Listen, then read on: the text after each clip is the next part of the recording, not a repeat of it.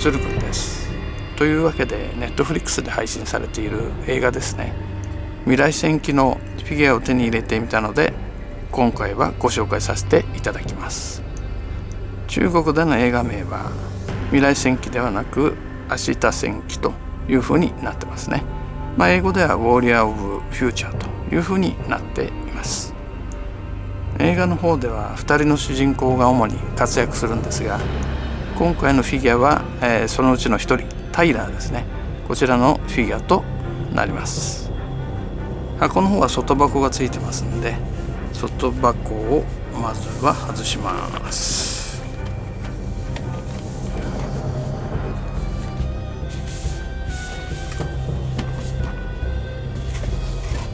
箱の中身はタイラーのフィギュアの方がもうストレートに入ってますね。箱の裏面はタイラーのフィギュアの写真が載っています。では早速開封の方をしていきたいと思います。それではオープン。ブリスターのお尻にはマニュアルがくっついてますね。ブリスターは二重になってないみたいですね。それではブリスターオープン。結構ビニールで保護されててフィギュアが傷つかないようになっていますね。まずはタイラーのフィギュアを出します。なんかビニールだらけでちょっとよくわからないんだけど、こちらパートスーツなんで腕を強化するようなパーツとかですね、あと足を強化するようなパーツがついてるようですね。裏面の方はこんな感じ。結構細かい小物関係が付属しているようですね。ここら辺がどのように稼働するかは後でゆっくり見ていきたいと思います。金属パーツは特に使われていないようなので、大きさの割にはかなり軽いイメージですね。瓦礫をあしらったような台座が付属しています。これでフィギュア支えるようなアームも付属しています。あとは小物関係ですね。武器関係、銃とマシンガンの方ですね。それから手榴弾、あとはナイフなんかもついてますね。それから手首が、6種類ついてるのかな。あと電池がついてますんで電飾が可能なんだと思います。だいたいこんなものが付属されているようです。それではまずフィギュアのビニールの方を剥がしていきます。映画の未来戦記の方なんですが、皆さんおそらくほとんど知らない方が多いと思います。おそらくネットフリックスに入っている人でも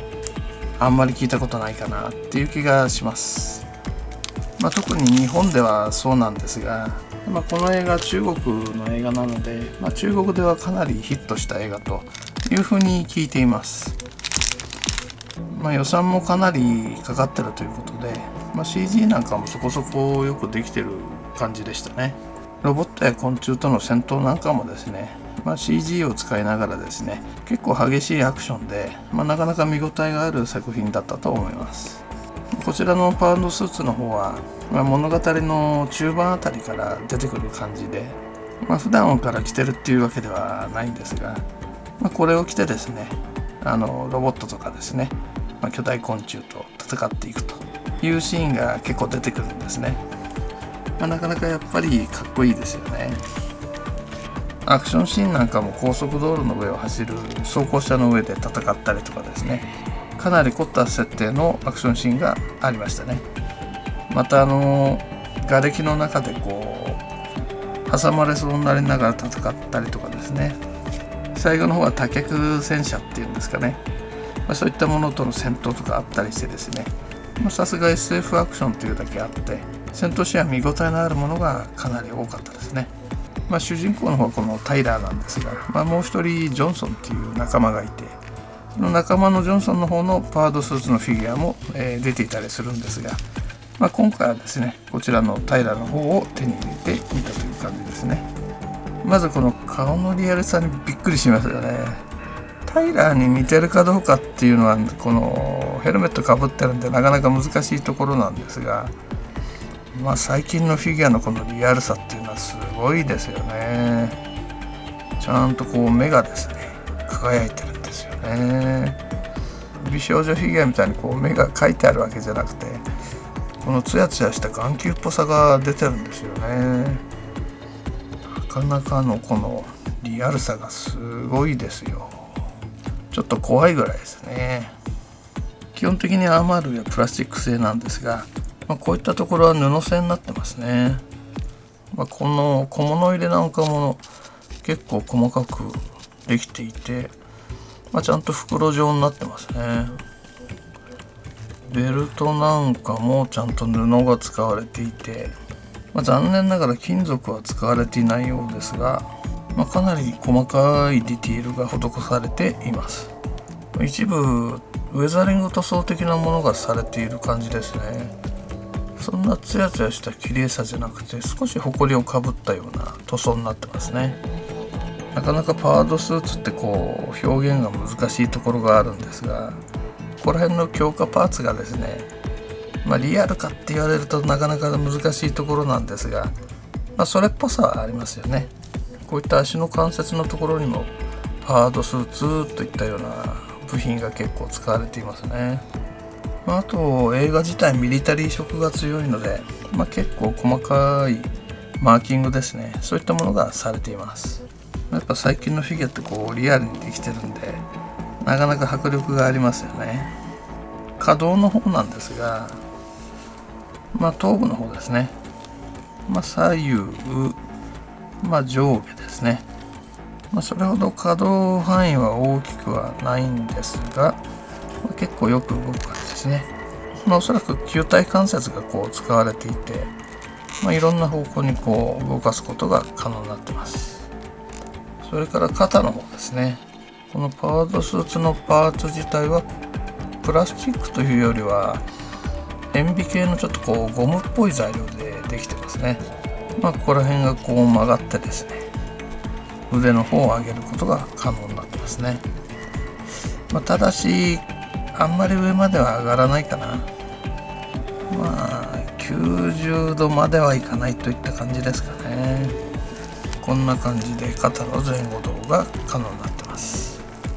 なかなかこのパワードスーツの部品がちゃんとこう追従してくれてるのがいいですね。腕の方はちょっと回せない感じかな。あまりこう腕を前に上げるっていうのが難しそうな感じもしますね。だからちょっとこう上を頭の上まで上げるっていうのは厳しい感じがしますね。あとは肘の方ですね。肘の方はこれが二重関節かどうかは当然見えないんですが、よく曲がりますよね。ただここら辺がちょっとこうひしゃげちゃうんですけど、顔に手を持っていくのがなかなか難しそうな感じもするな。手首の方もこんな感じでよく動くようになってますね。当然回転もできます。胴体の方も前後動ができるようになってますね。あとは左右への傾きもできるようになっていますね。腰の部分も曲がるのかな。それほど大きな可動範囲ではないんですが、ちゃんと曲がるようにはなってますね。のけぞったようなところも可能になってますね。それから股関節の方ですね。やっぱね、お尻のこれの布がね、どうしても引っ張られちゃうんですよね。なので少し限界はあるかな。思ったよりも上がらないですね。ここら辺はしょうがないかな。90度まで行ってほしかったけど、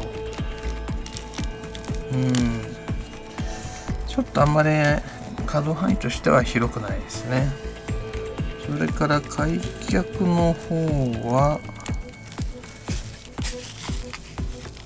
やっぱね、この布がどうしても引っ張られてね、開脚はあんまりできないですね。これ以上やるとビリビリっといきそうですね。膝の方はこれも二重関節かどうかがちょっと見えないんですけど、膝の方ですね。少しこうクリックがあるような感じの動き方をしますね。膝の方はそこそこ動く感じですね。ここに左って書いてありますね。なんか分かりやすくていいですね。足首の方はこんな感じで、そこそこよく動く感じですね。左右へのひねりも可能なので、設置性もいいかなという感じですね。可動範囲自体は全般的にあまり広いとは言えない感じですね。正直こういったアーマーを着たフィギュアの場合はですね、可動範囲がある程度限定されてしまうっていうのはもうしょうがないかなというふうに思います。こういったアーマー類は外せない感じですかね。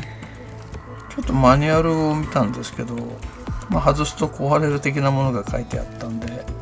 正直アーマー類を外すっていうのは難しいかなという感じです。こういったポーチ類の中にスポンジが入ってて潰れないようになってますね。なかなかよくできてますね。アーマー類は塗装で塗り分けがしてあって結構細かいディティールが再現されてますね。ちなみにこのヘルメットは脱がすことができませんそれでは付属品の方を見ていきたいと思います。まずこちらのマシンガンの方ですね。映画ではそれほど活躍しなかったんですが、こちらも結構細かいディティールを再現しています。こういった断層が回転したりとかですね、これのサイトの方が動かせるようになってますね。これが3つあるんですが、3箇所動くような形になっています。サイトの中にクリアパーツ入ってるんですよ見えないのに結構凝ってますよね。それから拳銃の方ですね。よく見るとブロックをベースにしてるんだなっていうのが分かるような拳銃なんですが、こちらは特に可動箇所はないんですが、なかなかディティールとしてはよくできていると思います。それから手榴弾が2種類ついてますね。ちゃんとピンが再現されてて、抜いて外すみたいなことを想像できるようなディティールになってますね。あとナイフが2点、比較的小型のナイフと大型のナイフが付属しています。こちらパウドスーツのフェイス部分なんですが、こういったこのフェイスのカバーがありまして、このフェイスカバーの裏には磁石がついていて、頭にですねひょこっとつけることが可能になっています。上に上げた時と下に下げた時ですね、これを再現することが可能になっています。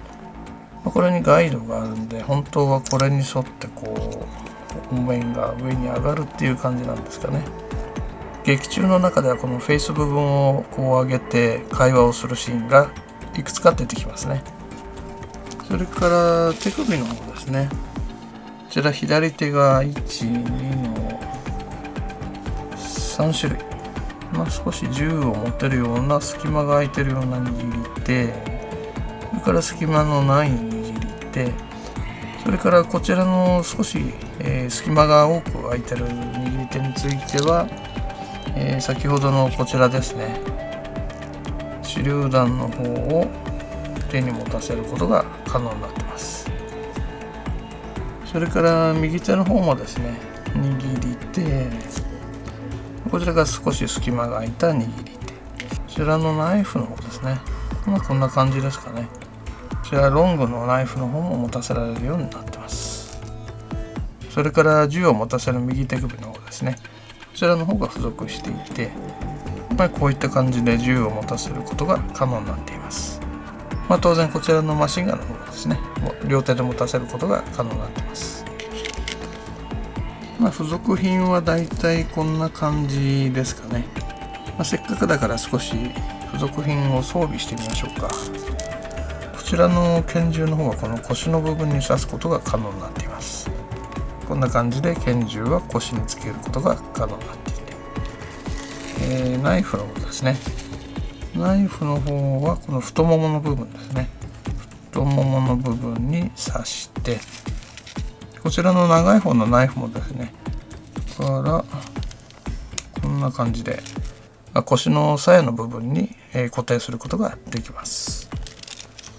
あと付属の部品としてこちらのエフェクトパーツがついてるんですが、このパワードスーツってジェットエンジンがここについていて、短距離であればこのジェットを使ってですね、こう高いところに登っていくというようなことが可能になってます。でこれがそのエフェクトパーツになってますね。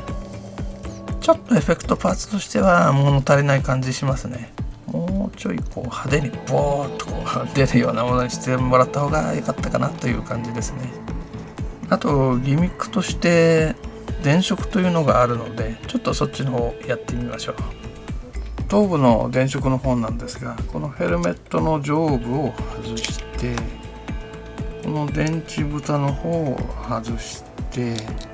こんな感じでボタン電池を3つ入れます。ちなみにこの蓋の方はマグネットでくっつくようになってます。スイッチがこの部分にありますので、この部分をオンと。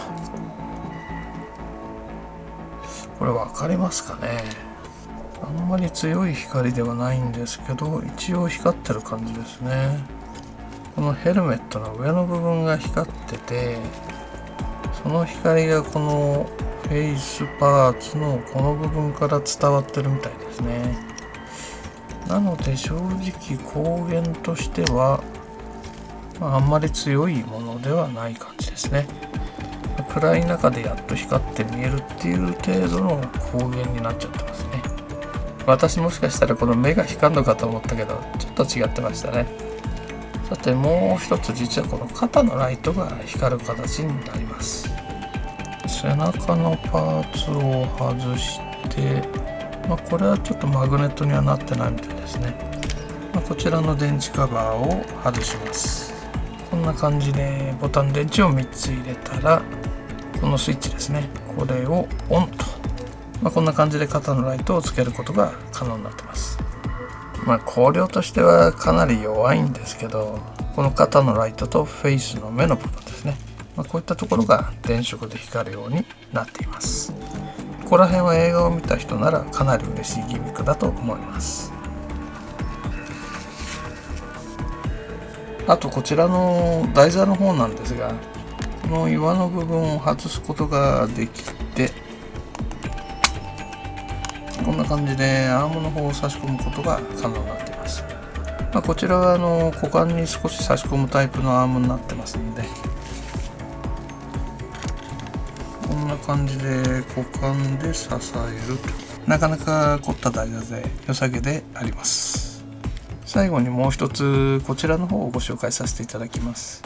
これは映画の中に出てきた装甲車の方ですね。こちらのミニカーというのが発売されていて、なかなかこの装甲車っていうのが、映画の中ではかなり活躍するかなり活躍するんですよね。で、見ててやっぱかっこいいなと思ったので、買ってみました。これがですね、意外と小さい割にはよくできてるんですよ。ちゃんとこのパワードスーツがですね、1体入っていたりとかですね、するんですが、こういった機銃が少し動いたりとかですね、アンテナがこう劇中の中で回っていたんですが、こういったところを回すことが可能になってます。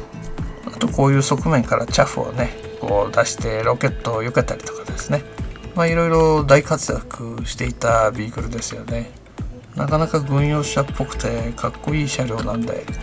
こちらの方もおすすめの、フィギュアになっています。ちょっとスケール的にちっちゃいのが残念といえば残念ですけど、こういったものが発売されるのって結構映画のファンとしては嬉しいですよね。まずネットフリックスに入会していないと見れないというのはあるんですが、何も考えずに見ていられるような、SF アクションになってますんで、かなり楽しめる作品だと思いますので、日本でもですね、少しこう人気が出るといいなと思っています。またですね、若干のネタバレになるんですが、最後の最後で少しパート2への付箋みたいのが出てくるんですけどね、ぜひですね、パート2の方を作ってほしいなと個人的には思っています。それでは今回の動画は以上となりますので、また次回の動画でお会いいたしましょう。